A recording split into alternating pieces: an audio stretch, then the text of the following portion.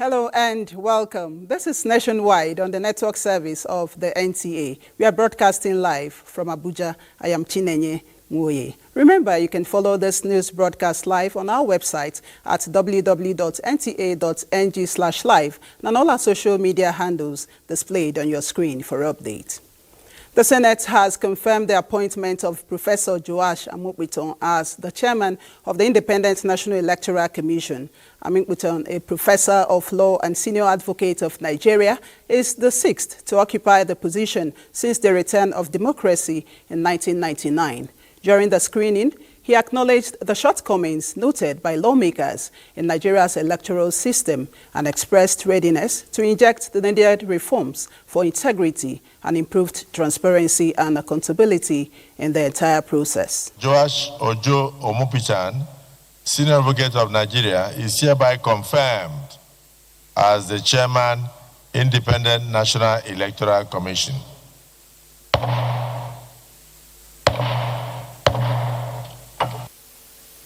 A political group on the platform of the governing All Progressives Congress APC, tagged the Progressive Frontiers, says President Bola Tinubu's renewed hope agenda is gaining momentum across all sectors. This was during the official unveiling of the group, where the Frontiers pledged unwavering commitment to promote the ideals of the Tinubu's presidency and counter any propaganda against the administration. In President Tinubu, we see a leader whose bold vision for economic revival, inclusive governance, and generational renewal aligns with the aspiration of millions of Nigerians, both home and abroad. From fuel subsidy reforms to renewed investment in infrastructure, from empowering small businesses to social investment, from economic change and restructuring to redefining our place on the global stage. Also declares building an inclusive movement that will accommodate and uplift all categories of Nigerians for the common purpose of ensuring the renewed hope agenda thrives in changing the narrative through several economic reforms under the Tinubu-led government. The Nigerian Electricity Regulatory Commission, NEC, has approved the release of 28 billion naira from the meter acquisition fund to electricity distribution companies to meter all outstanding unmetered Band A and Band B customers. The funds will be allocated in proportion to the respective contributions of the distribution companies under Tranche B of the intervention. In an order released by NEC, all the meters to be procured and installed under the Meter Acquisition Fund framework shall be provided free to Band A and Band B tariff customers. NEC directs all distribution companies to complete the installation of the meters under the Tranche B of the Meter Acquisition Fund by 31st December 2025. The intervention under the Meter Acquisition Fund is part of the Commission's deliberate efforts to close the metering gap in the country, and it will run concurrently with other interventions, including the Presidential Metering Initiative. The federal government assures citizens of an enabling environment for massive food production to eradicate hunger and malnutrition in the country. The Ministers of Agriculture and Food Security and that of Livestock Development gave this assurance as they joined farmers in commemorating the 2025 World Food Day. Musa Baba Aliyu reports. World Food Day is an international observance held on 16 October every year to promote food security and raise awareness about poverty and hunger. This awareness campaign inspired work in the federal capital. The theme for this year's commemoration is Hand in Hand for Better Food and a Better Future. Hand in Hand is a collective idea, it's a collaborative idea, and we are going to bring what we think is global thinking but local action. And the action we bring together will help us to deliver on this better food and a better future. As we celebrate World Food Today, let us remember the vital role that livestock play in our journey towards a food secure world. Let us work hand in hand governments, the private sector, development partners, and the communities to invest in and support the livestock. A recent survey indicates that Nigeria is becoming more food secure, with production increasing and food inflation decreasing nationwide. In Abuja, Musa Baba Aliyu, NTA News. Nigeria's First Lady Oluremi Tinubu says robust partnerships built on shared values can promote stronger health systems, expand access to education, and offer hope to families across Nigeria. She was speaking at the 12th edition of the MEC Foundation First Ladies Initiative Committee meeting held in Banjul, Gambia. State House correspondent Adeni Itaiwo reports. Again, MEC Foundation brought together African First Ladies. Their convergence in Banjul, Gambia, to explore their shared vision for a healthier, better educated, and more empowered continent. My commitment is driven through the Renewed Hope Initiative. Nigeria's First Lady Oluremi Tinubu has taken major strides in this regard through our pet project, Renewed Hope Initiative, and at the meeting, she highlighted interventions in the health sector, including the donation of $2 million to support advocacy and treatment for cervical cancer and tuberculosis as part of its commitment to eliminating both diseases by 2030. She recalled similar impact in the education sector with the provision of annual scholarships to 47 indigent students in universities for 3 consecutive years. According to the First Lady, these collaborations and partnerships have continued to yield success stories across the nook and crannies of Nigeria. We are glad to inform this gathering that we were awarded 71 scholarships, and we appreciate MEC Foundation for the education intervention, which aligns perfectly with our RHI goals of promoting access to education for all, especially the girl child. And for medical scholarship with MEC, a total of 82 scholarships have been awarded to Nigerian doctors in critical and underserved medical specialties, an increase of 19 scholarships since our last committee meeting. I'm looking forward to how we can expand our collaboration. The more I understand the great work you have been doing, and the more I begin to appreciate our collaboration. Our ambition is to reach more people, transform more lives, and build more connections across sectors, nations, and generations. So on children and young people to raise awareness about cancer, which is very, very, very critical and important, especially for children, because it's curable. Children cancer is curable, so it is preventable, curable, so we need to have awareness about it. The meeting saw First Ladies from African countries making presentations on key interventions bordering on women and children's health and education. Adeni Itaiwo, NTA News. 6 patent medicine shops, including a pharmacy, have been sealed by the Pharmacy Council of Nigeria for carrying out illegal medical activities and sale of fake drugs. Uchenna Nnamele reports that 3 female suspects were also arrested during the raid carried out in parts of Enugu metropolis and Nsukka. The enforcement exercise took the Pharmacy Council of Nigeria to parts of Enugu metropolis, Udenu, and Nsukka local government areas.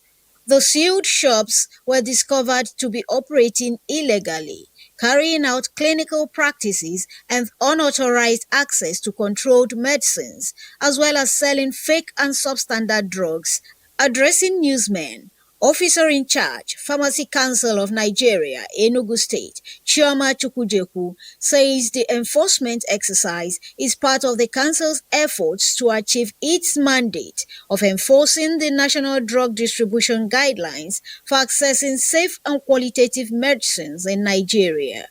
So many people that are handling drugs, some reserved antibiotics that can be used in a very serious ailments, are being handled by quacks that do not know A from B. The duty of the Pharmacy Council is to supervise and manage everybody who handles drug, to make sure that the standards and the range with which they should operate are guaranteed.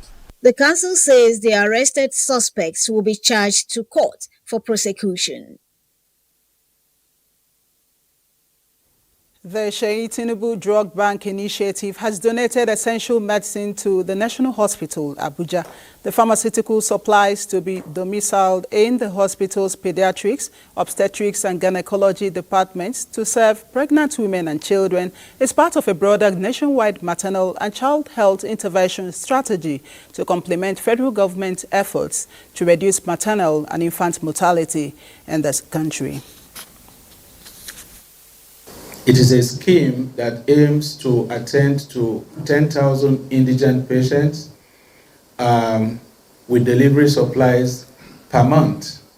And this scheme will be established in a total of 60 tertiary hospitals across North and South Nigeria in the first phase. We want it to be interdepartmental collaboration to manage this intervention properly, because it's not a one-off supply.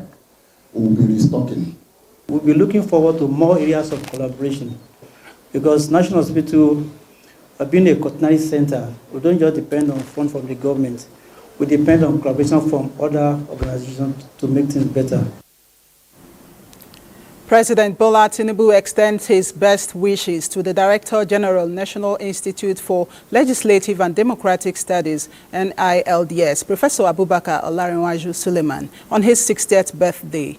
He commends the celebrant's long and distinguished career in academia and public service, as well as his contributions as Minister of National Planning, Deputy Chairman of the National Planning Commission, and now as Director General of NILDS, where he has strengthened legislative capacity and deepened democratic governance in Nigeria, and his role in training lawmakers and policy leaders across Nigeria and West Africa. The President prays for his continued good health, wisdom, and greater service to the nation. The ancient town of Iperuremo in Ikene local government area of Ogun State was agog as dignitaries converged on St. James Anglican Church to celebrate the 90th birthday of Chief Mrs. Victoria Olaiton Abiodun, mother of Ogun State Governor Prince Dapo Abiodun. President Bola Tinubu, represented by Vice President Kashim Shettima, described the nonagenarian as a quintessential woman who is still positively impacting lives. Hakim Jimo reports. In a congratulatory message, President Bola Tinubu, represented by Vice President Kashim Shettima, described Chief Victoria Olaiton Abiodun as a pathfinder who is making positive impact in the society, molding and mentoring younger generations that are contributing immensely to nation building, including one of our children, Governor Dapo Abiodun. Your life tells the story of a woman who built not just a home, but a legacy. From the classrooms of Iperu to the corridors of Ondo, you shaped minds, nurtured dreams, and kindled lights that continue to burn in the lives of those you have taught and touched. Your abiding faith in God and your compassion towards all who cross your path have left an indelible legacy of love, humility, and integrity.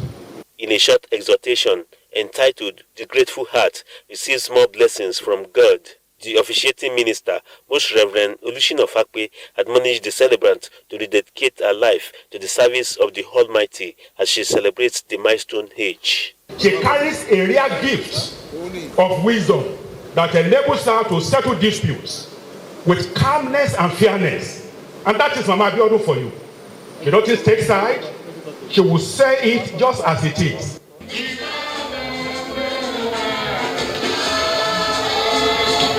A grand reception followed where guests, including the Senate President, Godswill Akpabio, and others, described Mama as a virtuous woman who instilled in her children exemplary leadership qualities. You can imagine why God has been gracious to her and her family. It is not easy for every mother to be alive to see the children grow up, do very well in businesses and even in politics. You are an inspiration to all of us, your children. Yes, many times you whipped us and caned us to order. But I guess it has paid off. We've all haven't turned out too badly. And we can't thank you enough. Chief Mrs. Victoria Olaiton Abiodun, during her youthful life, was a teacher par excellence who positively impacted the lives of her students.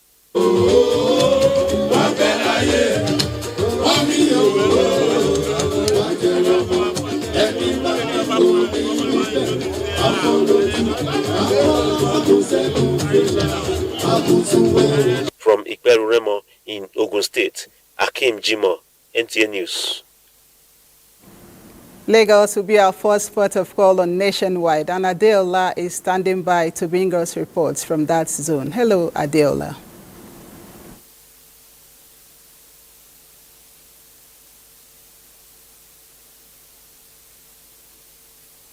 For joining us in Lagos.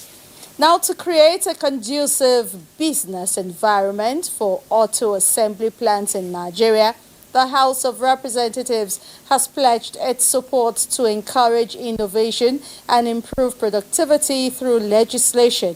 Chairman House Committee on Industry made the pledge during the committee's oversight function to some auto and assembly plants in Lagos. Ime Udori reports that committee's visit is to assess the state of the automotive industry in Nigeria. Her report is here presented. Determined to drive innovation, advance local assembly, and empower the nation's automotive sector, this visit is an important step in aligning legislative support with the needs of the industry and area of intervention. The House Committee on Industry, led by its chairman, Enitan Dolapo Badru, toured 3 facilities in Lagos known for the assembly and fabrication of vehicles, motorbikes, and tricycles. There used to be a time when they used to do hire purchase. But where would they get money to pay 37% or 38% or even 24% as interest rates? We need to work on this, work through the central bank, work through all the banks, and work through even the regulators and the assemblers. The need to regulate policies for the growth of the country's automotive industry to position Nigeria as a leading automotive manufacturing nation with international standards was emphasized. We've seen the increment in number of labor, the employment compared to what it has been, then they are increasing. And we hope, and we are working with them, that things will get better. On our own part, we are supporting them with necessary policy. It is hoped that the visit will help to evaluate the current state of the automotive industry in Nigeria with potential policy recommendations to boost the industry's growth. In the face of climate emergencies, stakeholders in Africa are calling for deliberate actions to prioritize water sanitation in an era of escalating climate change effects. This is the focus of the 5th Africa Week of Action Against Water Privatization with the theme, Our Water, Our Rights. Dana Ajali has details. Water remains one of the most universal commodity the world over. Clean water is also essential for drinking, domestic use, food production, public health, and hygiene. In 2010, the United Nations General Assembly adopted a historical resolution recognizing the right to safe and clean drinking water and sanitation as a human right essential for full enjoyment of life. However, concerned stakeholders here say this is still under threat in Africa as a result of failure by authorities and nature's response to humanity's destructive exploitation of the environment. This campaign will assert over a simple, consistent, and urgent claim that water is a public good and a human right. The industrialization of water has made it difficult for marginalized and vulnerable communities to access free, clean water as a human right, which is enshrined in our Constitution. Speakers insist that water should remain a public asset. The resistance against the commodification of water from local communities is not an isolated struggle. In this collective defiance lies the blueprint for our collective survival. It can't be true that the government does not have the capacity to provide something as basic as water. We must empower community and workers. As co-manager, we must end corporate control of African water. Stakeholders are also of the opinion that climate resilience is not an abstract slogan. Societies should have the capacity to absorb shocks, protect ecosystems, and guarantee continuity of life when disaster strikes. In Lagos, Diana Ajale, NTA News. And we're done with the contributions from Lagos. Nationwide will continue after the break in Port Harcourt with Dibabari. To stay with us. Beating heart of Owerri, business never sleeps. From sunrise to sundown, the wheels keep turning. And behind the scenes, vision meets action. Governor Hope Uzodima's leadership has turned manifestos into reality, transformations that feels like a miracle. But progress needs peace, and in Imo, it's not left to chance. From land to sky to river deep, guardians are watching, protecting dreams and opportunity. At Orashi's quiet shore, hydropower is rising, set to energize a growing economy. The change is visible. New roads emerge, industry hums, communities come alive. At the center, a digital revolution. 500,000 young minds trained each year to build the future. As Orashi rises, so does Imo and the hopes of a hard-working people. A new Imo is on the rise. Lagos, Port Harcourt, Abuja. The city is moving. New voices, heavy drip, all heart. From the streets to the stage, this is the next Afrobeat star. Yo! What are we here for? Next Afrobeat star! Let's get nasty! And the talents from all over showed up to own the room.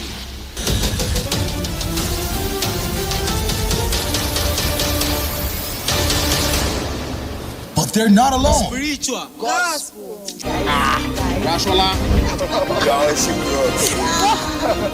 All chasing a slot to face the judges. Puffy T, SARS, Andre Vibes, P Pride. Catch next Afrobeat star on us on the network service of the NTA on Thursday, 16th of October 2025 by 10 p.m. as we tell the remarkable story of Jigawa's journey. 2 years of purposeful leadership and people-centered governance. Jigawa, our home, our pride, our future.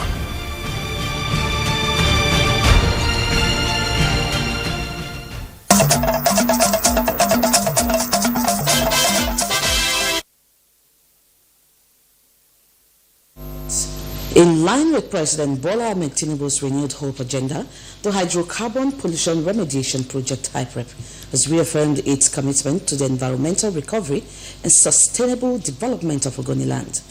The reaffirmation was made during HYPREP's third quarter regulators and asset owners dialogue held in Port Harcourt, Rivers State. The report.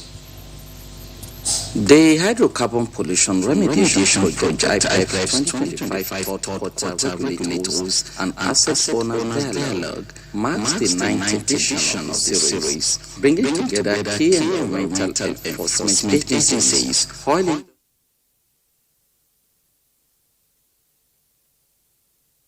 of projects. HYPREP coordinator Professor Nenipari Nizabe highlighted recent achievements in environmental restoration, livelihood support, and infrastructural development across Ogoniland. He stressed the importance of sustained partnership among regulators to guarantee that each phase of the remediation effort meets international standard. We are generating a lot of data new to science.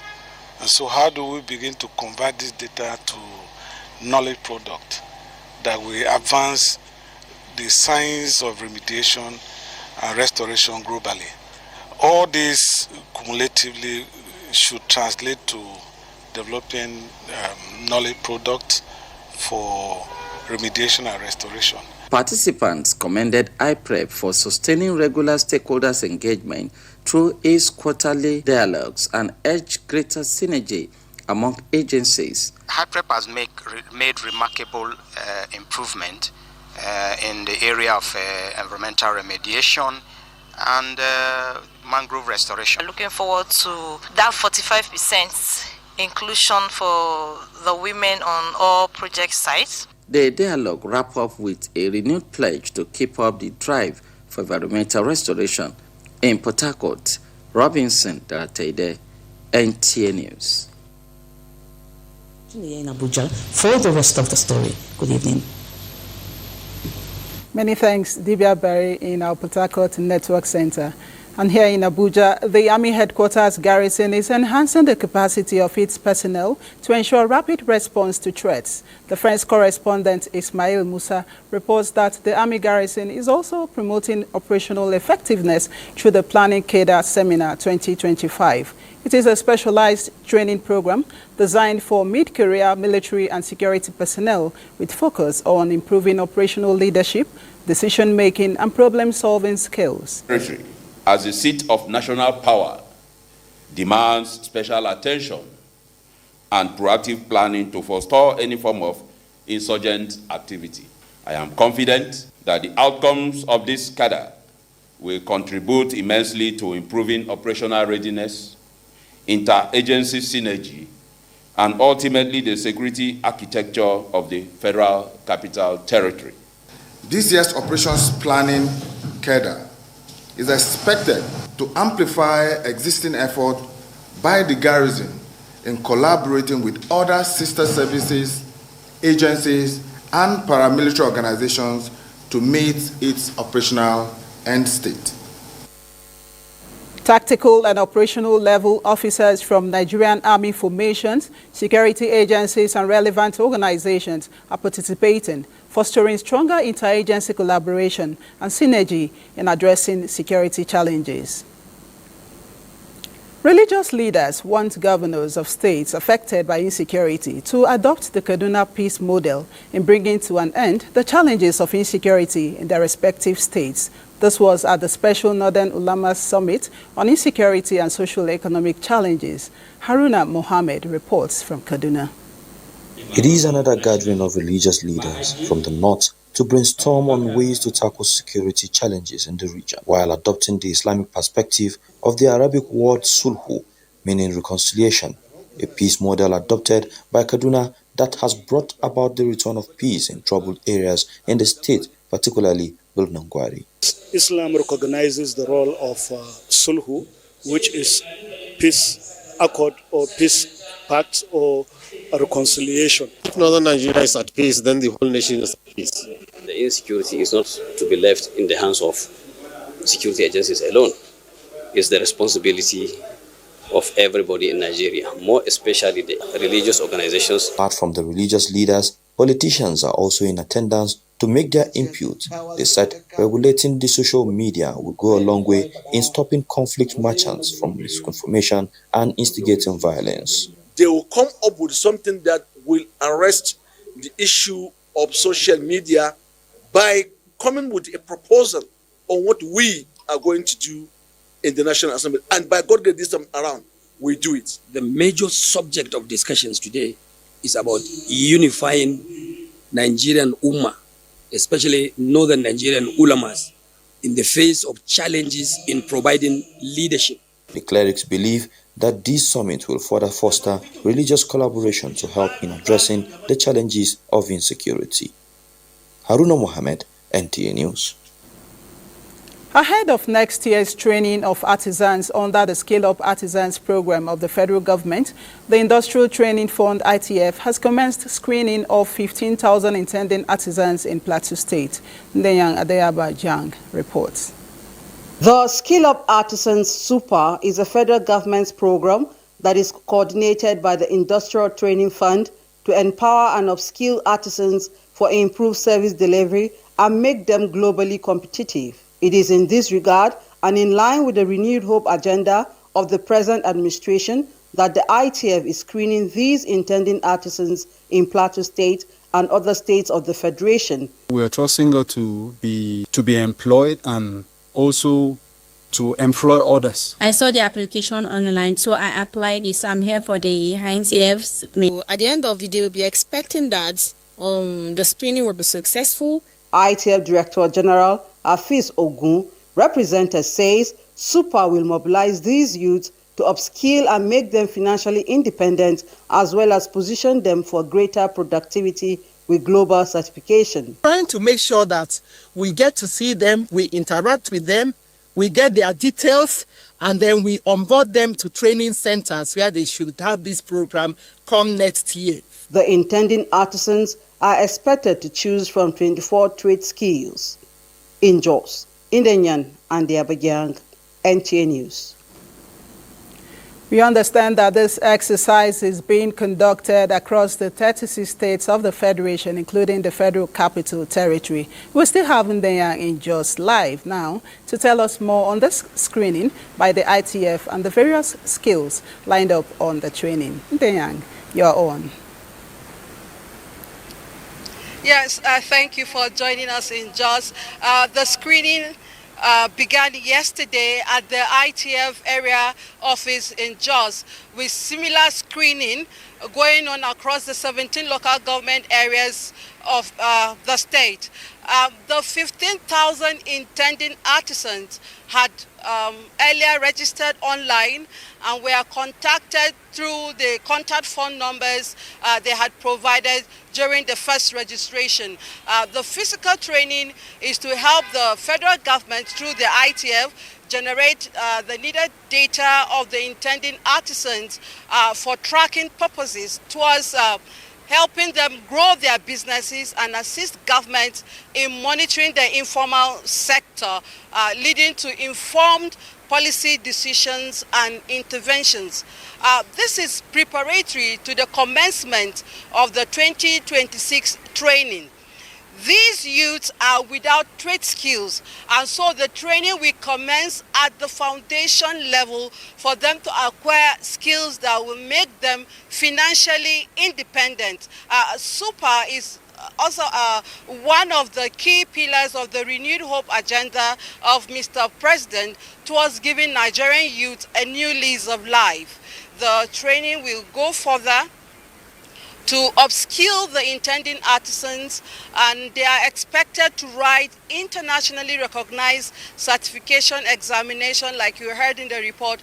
This is to position them for professional service delivery across the world.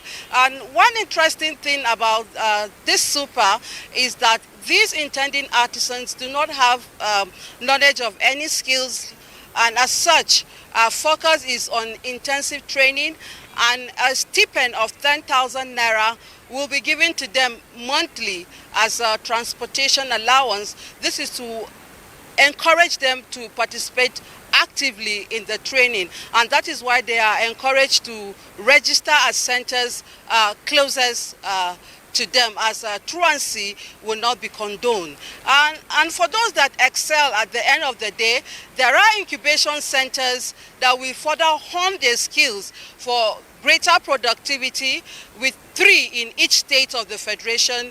And ITF is very particular about centers that will provide training, and they must have adequate facilities for seamless training and in compliance with industry standards. And we have 24 skills ranging from ICT, tailoring, fashion design, and the likes. Back to you in the studio. Thank you so much, Ndeyang, for that report. Kwara State government is making extra efforts to enroll all pupils into basic primary education. It is doing this through the State Universal Basic Education Board, Kwara Subeb, by distributing free educational materials to pupils in Kambi Hausa, an educational disadvantaged community in Muru local government area of the state. Ahmad Fulani's report is here presented. The Hausa community in Muru local government area of Kwara State has a population of about 17,000 inhabitants. This is why the only public primary school in the community, which has a population of about 235 pupils, can no longer accommodate the growing number of pupils. To address this challenge, the Kwara State government, through the State Universal Basic Education Board, has commenced the construction of additional classrooms to accommodate new enrollees, presenting school uniforms and other educational materials to the Sediki Kambik Hausa community. Our purpose of being here is to register as many as possible out-of-school children back to school. The governor has also mandated us today to give them ECCD plastic chairs, uniform for about 350 pupils. What is happening here will bring more children to the school. It's going to add value to the education in Kambi community. The event was well attended by joyful children and their parents, celebrating what many describe as a turning point for the community's education. The leadership of the National Association of Nigerian Students, NANS, says it is not and will not be part of any protest organized or influenced by Omole Sowore or other politically motivated group or individual. At a press briefing in Abuja by its president, Comrade Olushola Oladoja, the group says the narrative currently circulating on social media platforms that NANS is planning to organize or participate in a so-called Free Nnamdi Kanu protest slated for October 20th is false, misleading and malicious. As the umbrella body representing all Nigerian students both home and abroad, NANS says it believes strongly in the rule of law, due process and peaceful engagement, considering that the matter concerning Nnamdi Kanu is a legal issue currently before a competent court of law. NANS explains that it would therefore be inappropriate, unlawful and irresponsible for it to take a partisan position or mobilize any form of protest on a matter before a judiciary. While NANS says it remains non-partisan, it calls on parents and guardians across the country to warn their children and wards not to be deceived or lured into being used as agents to disrupt public peace. Nigeria will now link up with Susan in our Makudi Network Center for the next set of reports on Nationwide. Hello, Susan. You're on. You're welcome to Makudi. The Benue State Executive Council has set up a committee to draft a white paper for the implementation of government bills and decisions on the reports of agricultural inputs verification for the year 2024 agro input supply. Commissioner for Agriculture and Food Security, Dr. Benjamin Ashave, disclosed this while briefing newsmen on the resolutions of the State Executive Council meeting.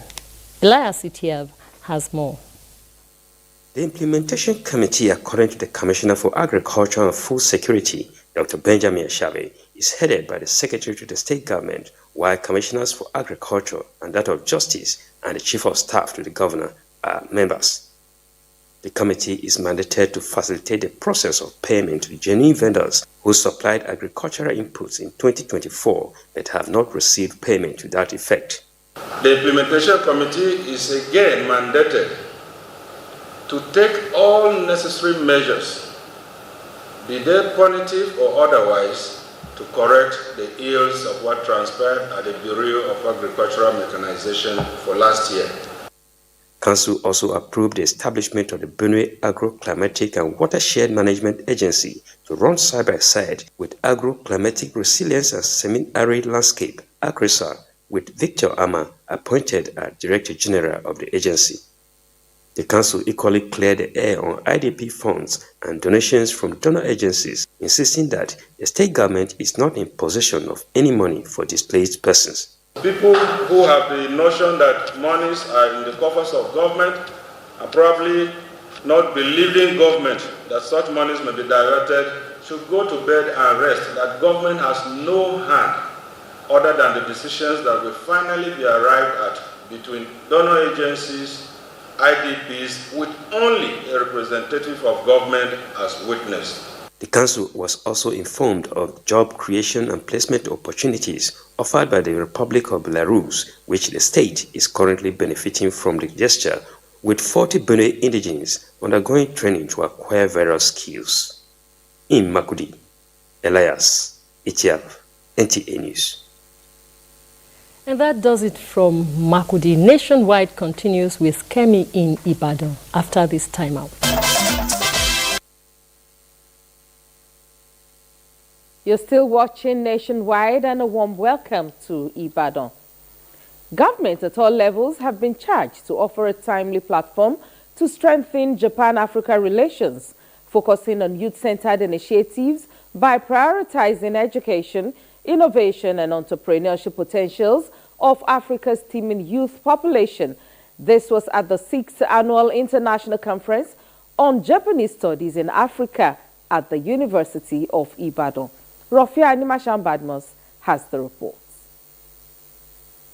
The visit of the Japanese embassy to UI, according to Professor Agboro, is to appreciate the tremendous contributions of African Association of Japanese Studies to academic excellence. What we are looking for as a university is a symbiotic relationship with Japan in such a way that mobility is made easier, in such a way that knowledge sharing is enhanced, in such a way that our models of development can be examined, and of course collaboration can actually drive our own development too. In his keynote address, Dr. Adedayo Omotunde said, applying Japan's AI playbook to Nigerian productivity would drive economic growth and promote cultural exchange, adding that the conference would empower the next generations of leaders.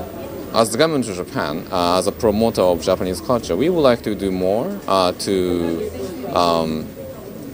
familiarize students in Africa, including Nigeria, with what we have in Japan. Is to establish a framework that will strengthen national peace in Nigeria, that will strengthen peace and security in Africa. Professor Adedoyin Agworo received the Japan Ambassador's Commendation Award for her tremendous contributions to Japanese studies in Africa, thereby strengthening the relations between the regions. The promotion of the Japanese studies in Africa, fostering the mutual understanding that has been well spoken of.